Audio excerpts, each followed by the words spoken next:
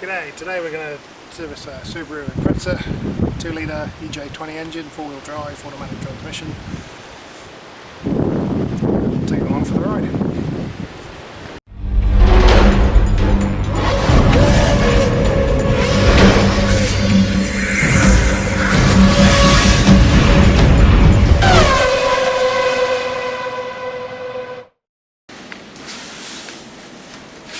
Yeah, you filming?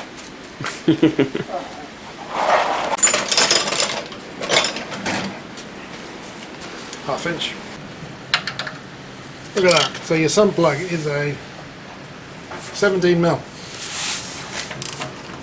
Shit, that was loose. Really? Yeah. Alright. Seconds from disaster, I reckon.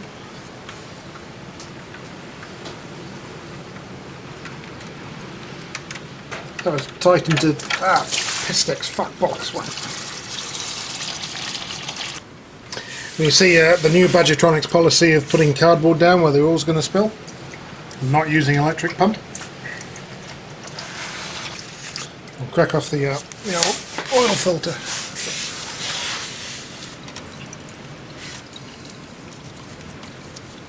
It's a biggie. That's what she said.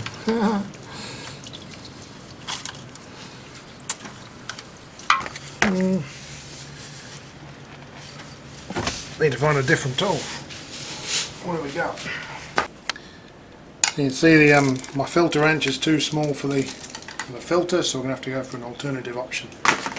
Not sure what that's going to be yet, but we'll give it a go. We're going to first of all we're going to try sandpaper, get a good grip on it, see if I can spin it off. Otherwise we might have to do something a little bit more extreme.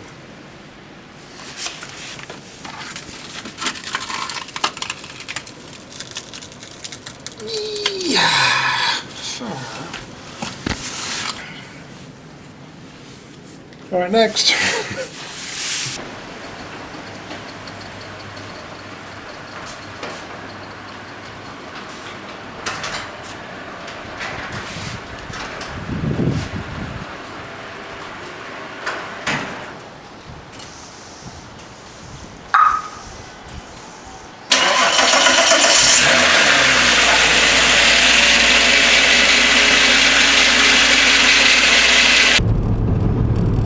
So that oil filter, couldn't get it off, so we heading down to the parts store by the right tool for the job. And any excuse to take the VR6. This gearbox is so smooth now. Transmission, gearbox, whatever you want to call it today.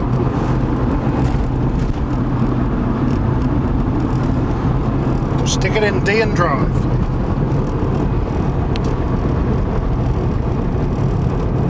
Brakes right?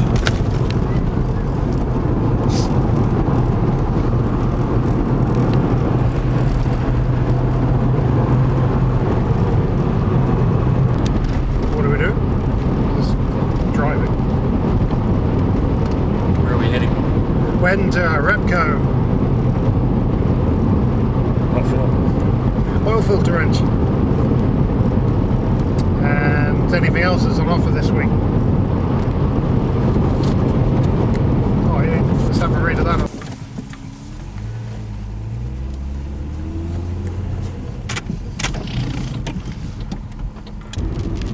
Oh, look at that trailer full of wood.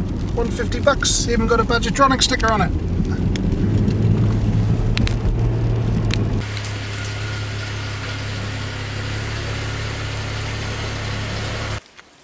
Playing with the big boys now.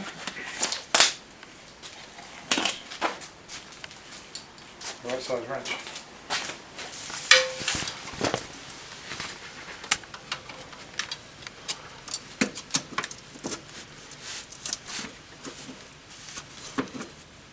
Fuck, it's tight.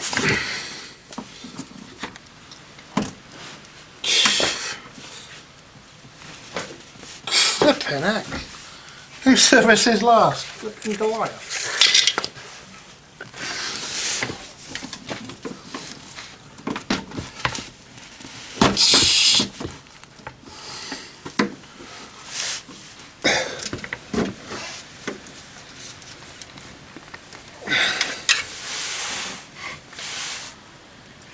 jeepers, there we go. That was a little bit ridiculous.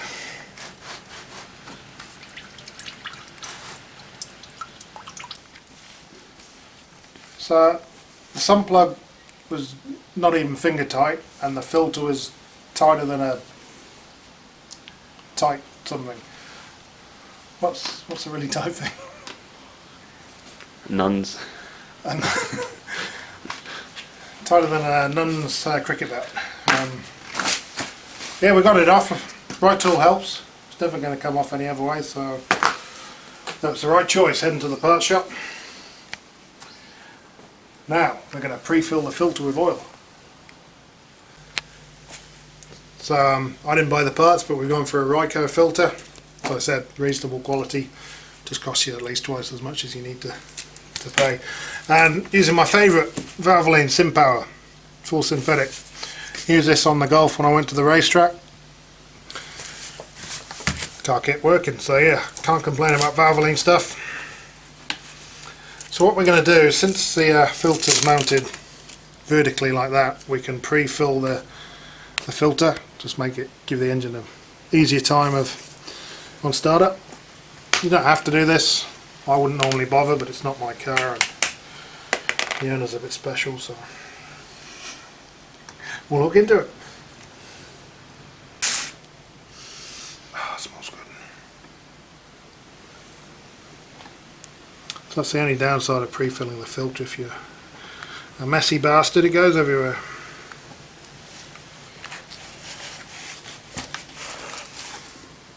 And believe it or not, I'm a messy bastard.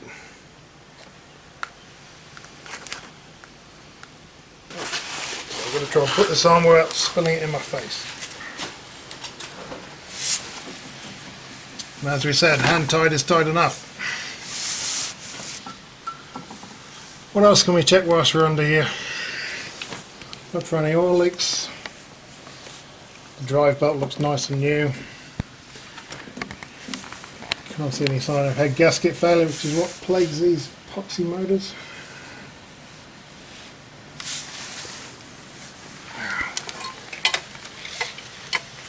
Brakes have just been done. Gaiters. Oh, there's a wee bit of oil on the old power steering rack, but I don't think it's don't think it's too significant. Transmission pan's covered in oil. It's probably what that burning noise was. Noise? You have burning noises? It's a burning noise. Yeah, transmission's making a burning noise. Google it. You'll see it's a real thing. Maybe. Pretty. Right, so we'll top up the oil. Goes in the 710 full of that. Flip the heck, who had to go on this car last? He took it to He-Man Motors, I'm sure. Ah, there you go.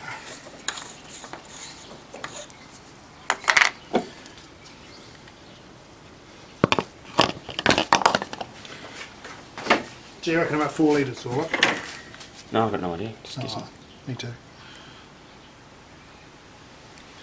Put some in. We'll give that a second to settle. We'll just put the cap on so it doesn't get all full of goobers. We'll give this a test, see what we're sitting at.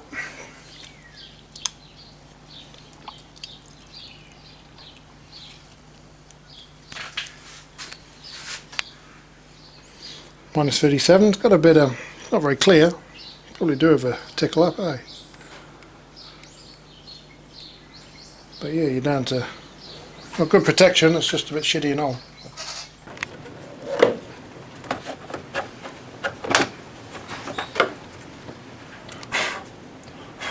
Air filter, check. Where are we? We're on the dipstick at the moment.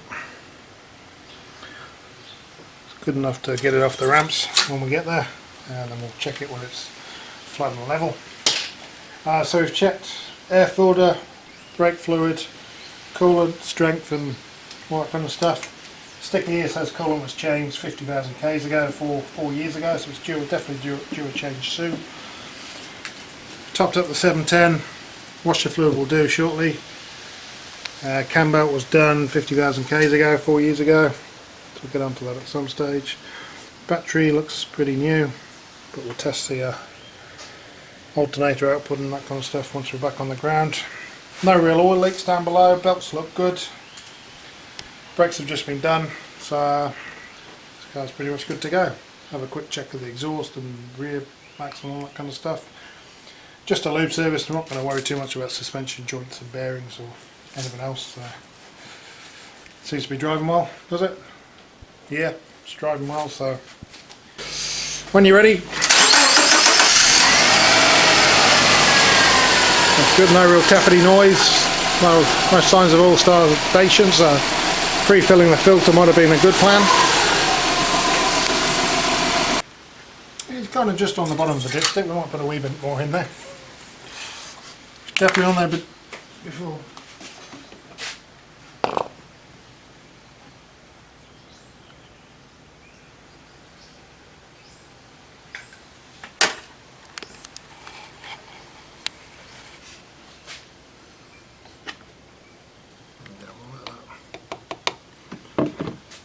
Let that sit a wee minute.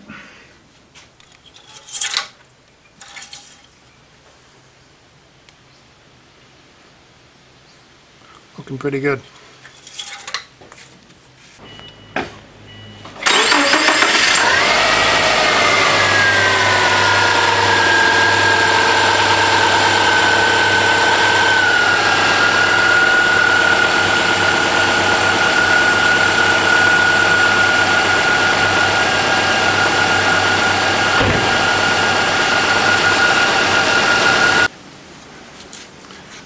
So we'll fill out our checklist. This is the Bosch one that I sent a link to you before. Stick it down the bottom. So we'll just go through what we've checked. Not all of it's on film, but we've done it. We've done